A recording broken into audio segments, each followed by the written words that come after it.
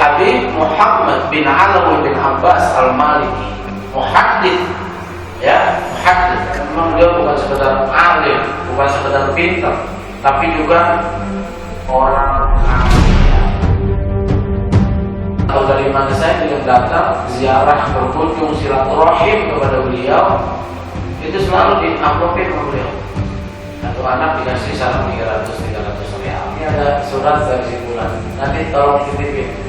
Ini amplop kasihin sama yang nulis suratnya. Sampai begitu, luar biasa. Perhatian beliau kepada ahli ilmu luar biasa, dan memang selalu berharap beliau meninggal dunia pada bulan suci Ramadan. Allah ijabah tanggal 15 Ramadan 16 tahun yang lalu beliau dipanggil oleh Allah Subhanahu wa Ta'ala.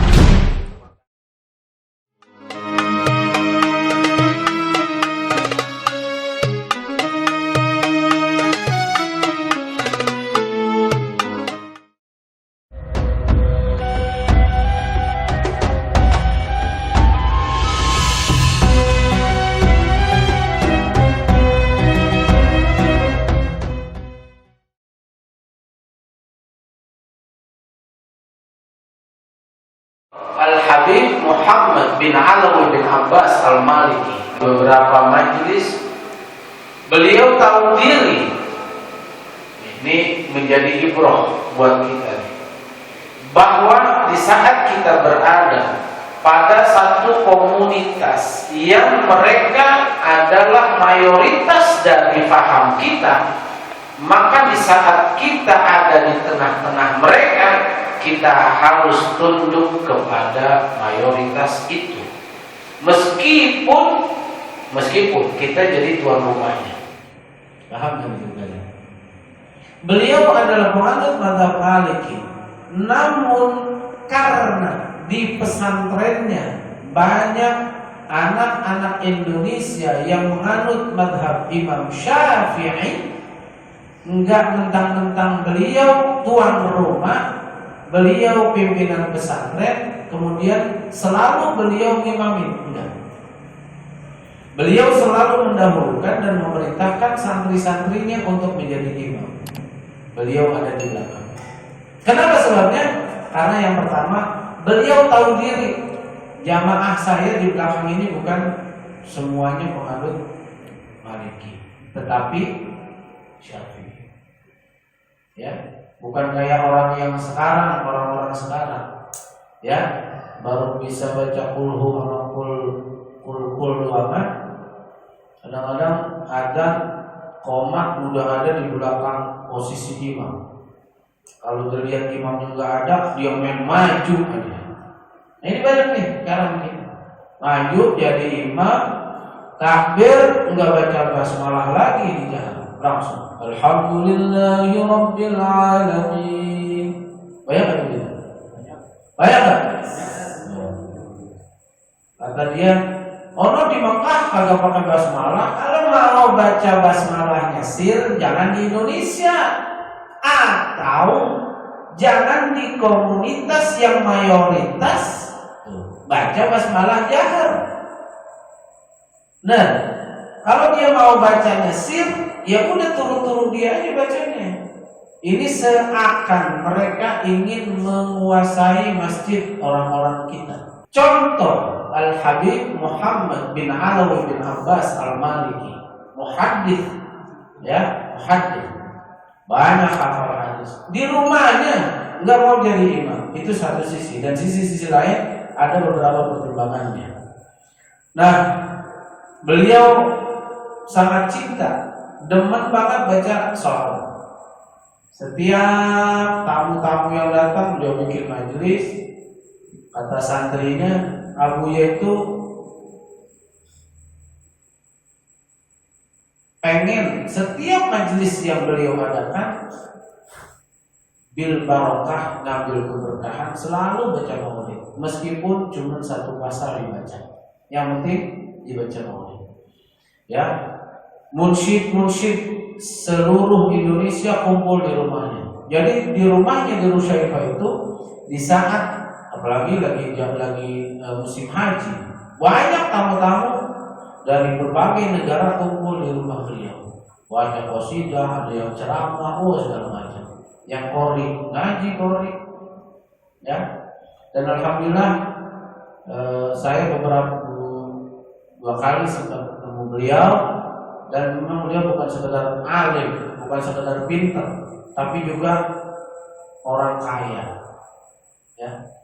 Santri-santri Darul Mustafa atau Ribat atau dari mana saja yang datang ziarah berkunjung silaturahim kepada beliau, itu selalu diamplopin sama beliau. Satu anak dikasih salam 300 real. Enak betul. Lumayan ya. Ada yang datang 50 orang, ya udah salam 300 real dibagi. Ya, dulu ada cerita teman kami berangkat haji, ada teman yang nggak ikut berangkat haji. Kita bilang besok kita mau mampir ke Abuya. Oh, karena memang sudah masyhur. Abuya itu kalau diziarahi, beliau selalu ngasih amplop plus kitab-kitab beliau. Banyak dia nulis kitab. Ada teman kemudian nulis surat ke Buya. Buya, saya adalah Fulan. Kami adalah santri Darul Mustafa, santrinya Habibullah. Mohon kiranya Buya blablabla. Intinya sih supaya dititipin juga amplopnya Buya. Tetap Buya titipin. Ini ada surat dari si Fulan. Nanti tolong dititipin. Ini amplop kasihin sama yang nulis suratnya. Kami begitu. Luar biasa. Perhatian beliau kepada ahli ilmu luar biasa, dan memang selalu berharap beliau meninggal dunia pada bulan suci Ramadan. Allah ijabah. Tanggal 15 Ramadan 16 tahun yang lalu beliau dipanggil oleh Allah Subhanahu wa taala. Keberkahan ilmu beliau, keberkahan hidup beliau, mudah-mudahan Allah berikan juga kepada kita. Amin ya rabbal alamin. Dan juga selain kita mengingat dan memperingati haul beliau, kita juga memperingati haul dari Ummul Mukminin, Ibu Khadijah binti Khuwailid yang meninggal dunia, yang wafat juga pada tanggal 11 Ramadan.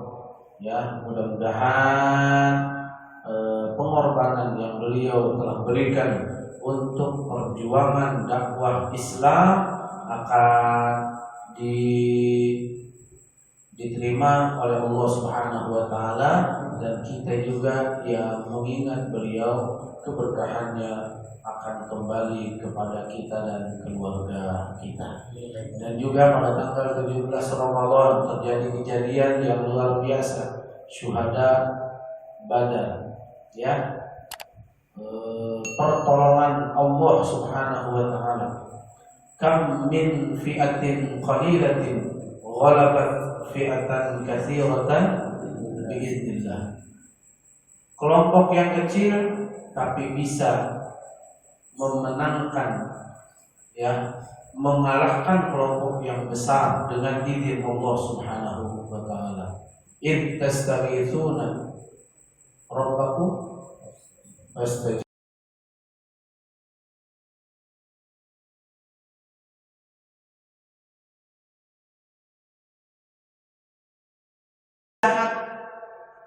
Perang Badar, Nabi tahu bahwa jumlah umat Islam sedikit, cuma 313.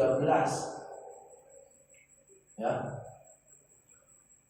Ittastaghithuna rabbakum fastajaba lakum anni mumiddukum bi alfin minal malaikati. Karena memang melihat jumlah umat Islam sedikit, Nabi istighatsah.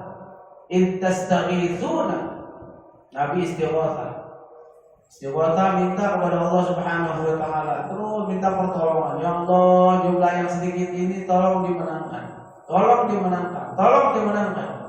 Bahkan salah satu doanya, kalau memang ini yang 313 habis, maka saya khawatir Islam tidak akan nerus lagi. Udah sampai di sini banget.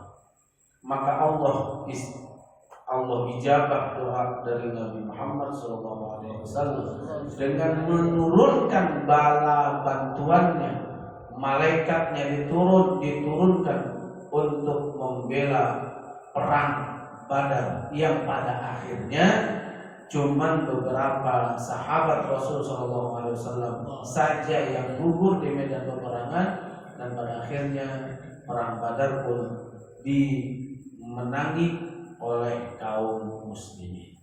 Perang Badar terjadinya bulan suci Ramadan, berarti lagi puasa. Jadi puasa Nabi perang. Jadi nggak ada istilah lemes bagi puasa. Nabi aja perang Badarnya bagi puasa. Roja'na min jihadil akbar, min jihadil asghar ila jihadil akbar. Pulang dari perang Badar yang menurut para sahabat ini adalah perang yang luar biasa. Ya, kata Nabi, kita kembali dari jihad asghar, jihad yang kecil, menuju kepada jihad yang besar. Para sahabat bingung, memang ada lagi jihad yang lebih besar dari Badar ini? Kata Nabi SAW, jihad yang terbesar adalah kita melawan hawa nafsu